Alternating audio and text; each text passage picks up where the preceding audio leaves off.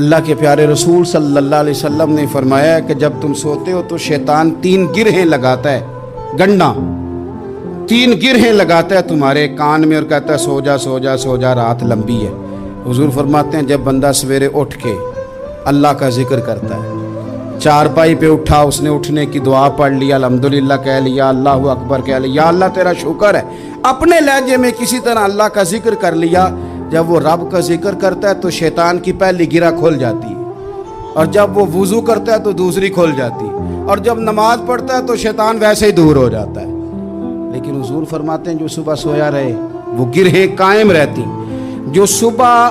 اللہ کے ذکر سے، وضو سے، نماز سے شیطان کی گرہیں توڑ دیتا ہے، وہ تازہ دم اٹھتا ہے، تازہ دم۔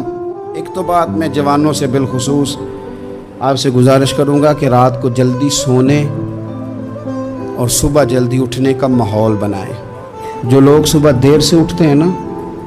انہوں نے 9 10 گھنٹے کی بھی نیند پوری کی ہو نا، اٹھتے ہی ان کا دل کرتا ہے 2 بندے مجھے دبائیں۔ حالانکہ سو کے اٹھنے پہ تو طبیعت فریش ہونی چاہیے، لیکن آپ اس وقت سوئے ہیں جس وقت دین نے کہا تھا کہ جاگو۔